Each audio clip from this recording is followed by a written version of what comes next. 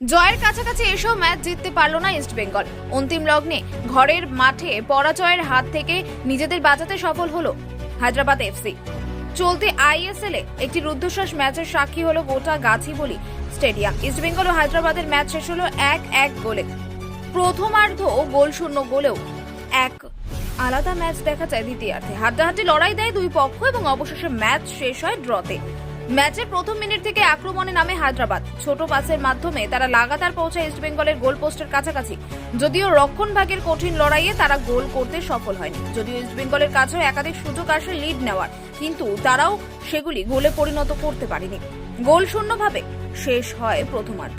খালি হাতে ফেরেন দুই দলের ফুটবলাররা। তবে দ্বিতীয়ার্ধে গোটা স্টেডিয়াম সাক্ষী হয় এক আলাদা ম্যাচে। দুই তরফের থেকেই আসতে থাকে আক্রমণ ও পাল্টা আক্রমণ। একে অপরকে 1 ইঞ্চিও জমি ছাড়েনি তারা। অবশেষে 64 মিনিটের মাথায় এগিয়ে যায় ইস্টবেঙ্গল। তাদের হয়ে গোল করেন থানাউজাম। এরপর আক্রমণের ঝাঁজ বাড়ায় হায়দ্রাবাদ।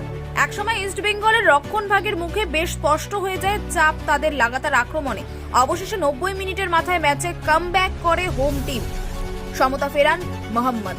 তবে তারপরও আক্রমণ অব্যাহত রাখে হায়দ্রাবাদ, কিন্তু ভেদ করতে পারেনি ইস্টবেঙ্গলের রক্ষণভাগ এবং ম্যাচ শেষ হয় 1-1 গোলে।